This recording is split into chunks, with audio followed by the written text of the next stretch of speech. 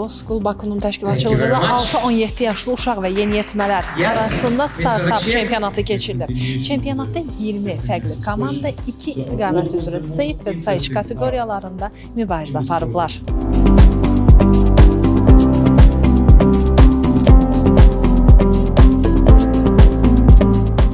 İştirakçıların layihələri mənfəətli, innovativli, mediada işıqlandırma, münsiflər heyətinin suallarına cavab vermə bacarığı kimi meyarlar əsasında qiymətləndirilib.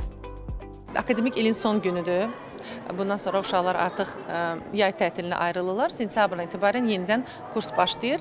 Qeyd edim ki, bu 8 illik məktəbdir və hər ilin sonunda uşaqlar bir startupla çıxış edirlər səhnədə. Burada həm poliqrafiya tipli layihələr var, tekstil sahəsində var, qida sahəsində var. Yəni, müxtəlif fəaliyyət istiqamətləri əhatə edən layihələrdir və mən düşünürəm ki, Azərbaycanda kifayət qədər aktual belə deyək, bazara malik olacaq layihələrdir. Bu il çempionat keçiriləcək İsveçrənin Davos şəhərində 9-12 iyul tarixlərində və onların belə deyək, milli ruhda hansısa biznesə sahib olmaq istəyi düşünürəm ki, elə həm onların təbii ki, vətəninə olan sevgidən, Azərbaycanın həm mədəniyyətini, həm iqtisadiyyatını gücləndirmək, yəni bu düşünürəm ki, bu amillərdən dolayı belə bir ideyalar ərsəyə gəlir.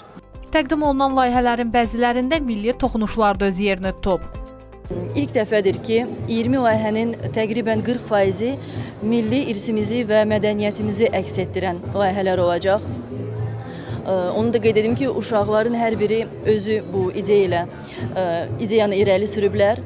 Mən düşünürəm ki, bu seçimə ölkəmizdə beynəlxalq tədbirlərin keçirilməsi təsir edib.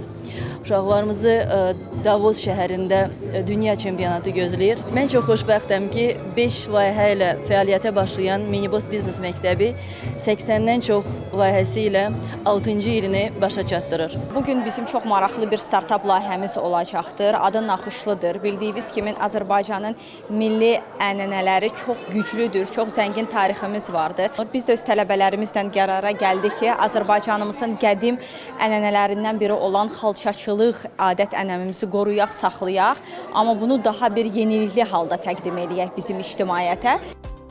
Qeyd edək ki, cari ilin aprel ayında keçirilən startup forumunda iştirakçı komandalar öz biznes və sosial layihələrini yerli biznes ictimaiyyətinin tanınmış nümayəndələri, sahibkarlar və investorlar qarşısına təqdim ediblər. Münsiflər heyətinin qiymətləndirilməsi əsasında seçilən layihələrə qrant dəstəyi ayrılıb. Komandalar həmin vəsaitlərdən ilkin kapital kimi istifadə edərək layihələrini reallaşdırıb və əldə etdikləri nəticələri milli çempionatda nümayiş etdiriblər. Xatırladaq ki, bu il dünya çempionatı 9-12 iyul tarixlərində İsveçrənin Davos şəhərində keçiriləcək.